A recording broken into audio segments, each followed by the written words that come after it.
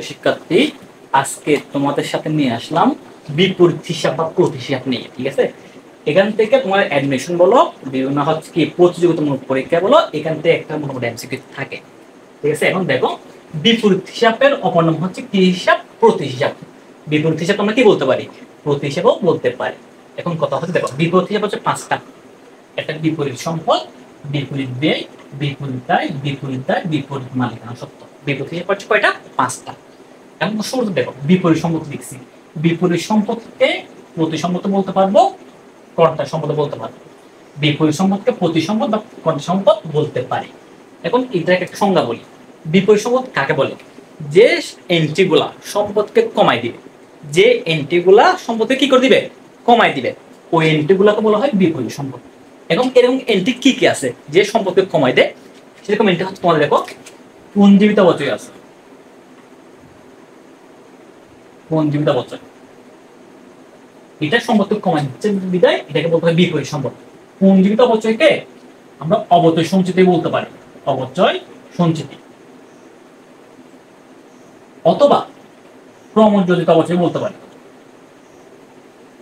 ঠিক আছে, এই এন্ট্রিগুলা সম্পদকে কমাই দিয়ে বিদায়, সম্পদ থেকে মাইনাস করতে হয় বিদায়, এগুলো হচ্ছে বিপরীত সম্পদ বলতে হচ্ছে। ঠিক আছে, এগুলো ছাড়া আর কি কি থাকতে পারে? তারপরে অনদায়ী পাওনা, অনদায়ী পাওনা সঞ্চিতি, পাওনা সঞ্চিতি। অনদায়ী পাওনা সঞ্চিতির অপর নাম হচ্ছে কুঋণ সঞ্চিতি, কুঋণ সঞ্চিতি। এটাকে দেনাদারের বাটা সঞ্চিতি বলতে পারি, দেনাদারের বাটা সঞ্চিতি, অথবা মন্দ ঋণ, মন্দ ঋণ সঞ্চিতি বলতে পারি। এই এন্ট্রিগুলো সম্পদকে কমাই দেয় বিদায় এই এন্ট্রিগুলোকে বলা হয় বিপরীত সম্পদ। বেশিরভাগ পরীক্ষায় এই পাঁচটা বিপরীত হিসাব থেকে বিপরীত সম্পদটাই পরীক্ষা একটু বেশি আসে। এবং দেখো পরীক্ষায় আসে এই এন্ট্রিগুলোর বাইরে আর থাকবে না। এবং কি হইতে পারে?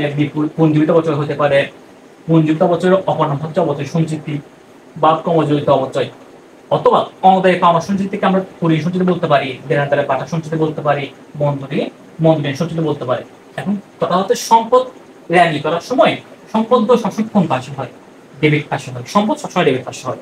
কিন্তু যখন বিপরীত সম্পদ বলবো তখন বিপরীত সম্পদগুলো ডেবিট পাশে লিখতে পারবো না, তখন সবগুলো বিপরীত সম্পদ কোন পাশে লিখবো? ক্রেডিট পাশে লিখবো। সম্পদ র্যামের ডেবিট পাশে হয়, কিন্তু বিপরীত সম্পদগুলো র্যামের কোন পাশে হয়? সবগুলো ক্রেডিট পাশে হয়। ঠিক আছে, এরপর হচ্ছে কি তোমার বিপরীত ব্যয়। বিপরীত ব্যয়ের অপর নাম হচ্ছে প্রতিব্যয়। বিপরীত ব্যয় বা কি বা প্রতিব্যয় বা কি? যে এন্ট্রিগুলা ব্যয়কে কমাই দিবে সেগুলোকে বলতে হয় বিপরীত ব্যয় বা প্রতিব্যয়। কাকে কমাবে? ব্যয়কে কমাবে। এবং ব্যয়কে কমাবে যেরকম এন্ট্রি কি কি আছে সেরকম এন্ট্রি হচ্ছে তোমার দেখো ক্রয় ফেরত, ক্রয় ফেরতকে বহি ফেরত বলা যায়, বহি ফেরত। একটা হচ্ছে ক্রয় বার্তা, ক্রয় ফেরত বা ক্রয় বার্তা। এই এন্ট্রিগুলা ক্রয়কে মানে ব্যয়কে হ্রাস করে দিবে, ব্যয়কে হ্রাস করে দেয় বিদায় এগুলোকে বলা হয় তোমার বিপরীত ব্যয়। এবং বিপরীত ব্যয় এন্ট্রিগুলো র্যাঙ্ক নিলে তোমার ক্রেডিট পাশে হয়। কোন পাশে হয়? ক্রেডিট পাশে হয়। মনে রাখবে বিপরীত ব্যয় এন্ট্রিগুলো কোন পাশে হয়? ক্রেডিট পাশে হয়। এখন কত 3 নম্বর দেখো বিপরীত আয়। বিপরীত আয় কি বা প্রতি আয় কি? যে এন্ট্রিগুলো আয়কে কমাই দিবে, আয়কে হ্রাস করে দিবে সেগুলোকে বলতে হয় বিপরীত আয়। আয়কে হ্রাস করবে এরকম এন্ট্রি কি কি আছে তোমার? আয়কে হ্রাস করে এরকম এন্ট্রি হচ্ছে বিক্রয় ফেরত। বিক্রয় ফেরত নাম হচ্ছে আন্তঃফেরত, আন্তঃফেরত। এই আন্তঃফেরত নাম হচ্ছে বিক্রয় ফেরত। আর একটা এন্ট্রি হচ্ছে তোমার বিক্রয় বার্তা, বিক্রয় বার্তা। এই এন্ট্রিগুলো আয়কে কমাই দেয়, আয়কে কমাই দেবে দেয় এগুলোকে বলতে হয় তোমার হচ্ছে বিপরীত আয় বা প্রতি আয়। এবং বিপরীত আয় বা প্রতি আয় এই এন্ট্রিগুলো আমি কোন পাশে হয়ে যায়? ডেবিট পাশে হয়। বিপরীত আয় বা প্রতি আয় এই এন্ট্রিগুলো আমি কোন পাশে হয়ে যায়? বিপরীত বিপরীত আয়গুলো কোন পাশে হয়? মিলে ডেবিট পাশে হয়। এটা হচ্ছে বিপরীত দায় বা প্রতিদায়। তো বিপরীত দায় বা প্রতিদায় কি? যে এন্ট্রিগুলো দায়কে কমাই দিবে, দায়কে হ্রাস করে দিবে, ওই এন্ট্রিগুলোকে বলা হয় বিপরীত দায় বা প্রতিদায়। ঠিক আছে, দায়কে কমাবে যেরকম এন্ট্রি কি কি আছে দেখো। এরকম এটা হচ্ছে তোমার প্রদেয় বিলের বার্তা সঞ্চিতি, বার্তা সঞ্চিতি। আর একটা থাকতে পারতো পাওনাদার বার্তা সঞ্চিত, পাওনাদার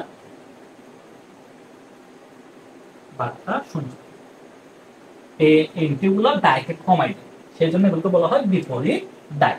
এবং বিপরীত দায়গুলা ব্যয় মিলে তোমার ডেবিট পাশে হয়। কোন পাশে হয়ে যায়? ডেবিট পাশে। মনে থাকবে বিপরীত দায়গুলো আমি কোন পাশে হয়ে যায়? ডেবিট পাশে হয়। সর্বশেষ হচ্ছে বিপরীত মালিকানা সত্ত্ব, যে এন্ট্রিগুলো মালিকানা সত্ত্বকে কমাই দিবে। তো মালিকানা সত্ত্ব কমাই দিবে এরকম কি কি আছে?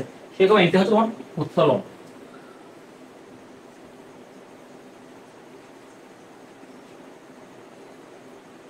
উত্তোলন আর লভ্যাংশ। এই এন্ট্রিগুলো মালিকানা সত্ত্বকে কমাই দেয়, ঠিক আছে? সেজন্য এগুলোকে বলা হয় বিপরীত মালিকানা সত্ত্ব। ক্লিয়ার?